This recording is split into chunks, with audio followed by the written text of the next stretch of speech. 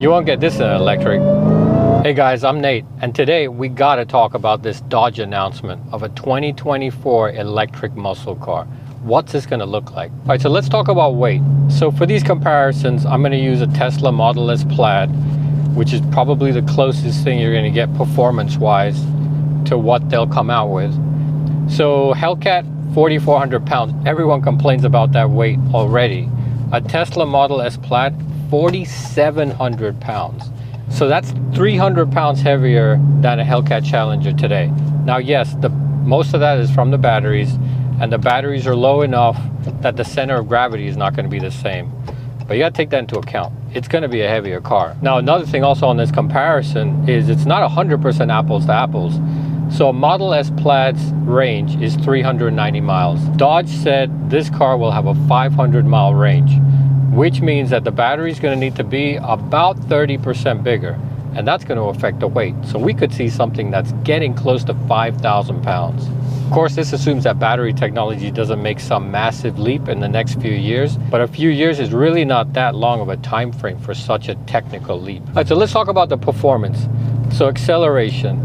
So Dodge said this is going to be an all-wheel drive, all-electric muscle car. The reason they're doing this is primarily for performance. So let's take a Model S Plaid. It has about 1,020 horsepower, also all-wheel drive. So how does this perform? Well, 0 to 60, 1.99 seconds, quarter mile, 9.23 seconds. Those are pretty good numbers. So if we take the Durango Hellcat, which is also all-wheel drive, and we take traction out of the mix, that does 0 to 60 in 3.5 seconds. And I think the quarter is about 10.5 seconds. That has a lot more weight to it, but so will the electric Hellcat with those batteries. But you got to understand, electric versus internal combustion, you got instant torque, driving those wheels straight away, all-wheel drive. The thing is just going to grip and go. There's no spin-up time like there is on an internal combustion engine with the transmission and everything. All right, so what about top speed? So top speed on a Model S Plaid, 200 miles per hour. That's the spec. Pretty damn close to what you get in a regular Hellcat. 199 on the Challenger, I think 200 or 201 on the Charger. So it's pretty comparable right there. All right, so what about range? So Dodge committed this is going to be a 500-mile range car.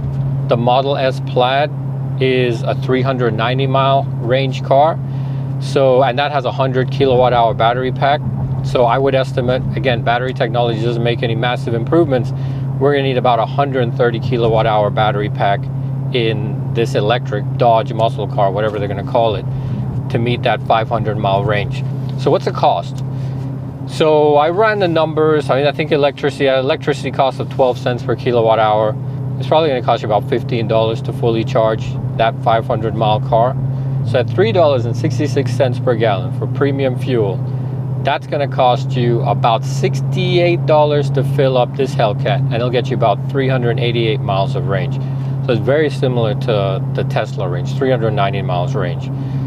And that would cost you about $12 to fill up. So obviously significantly cheaper to fill up an electric car with electrons. But what about fill up time? So if I go to the gas station, I can fill up my tank, I don't know, it takes about 5 minutes to get it full. So Tesla advertises on the Model S Plaid for half that range, about 187 miles, it'll take you 15 minutes.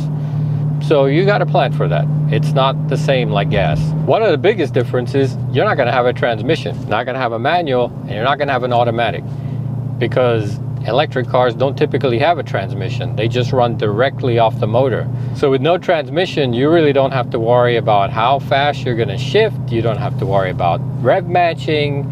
I mean, all of these things that you hate, right? All right, so we're in the electric Hellcat. As you can see, it's legit. It's got the SRT badge here. So what's it like? So it's pretty quiet in here, right? Well, you have this noise when you reverse, because otherwise how will you know that you're reversing? So what will an electric Hellcat sound like while you're driving? Pretty much it's gonna sound like this. I'm expecting this to be a lot faster, but this is what you're gonna hear. No supercharger whine, no V8 rumble, just this. So what if they could add simulated engine sound? Then what could it sound like? Well, it could sound like this.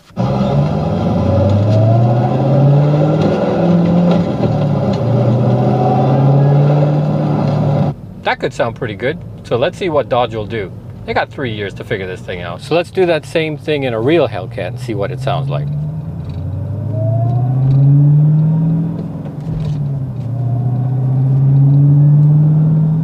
Which one do you think sounds better? You won't get this in an electric.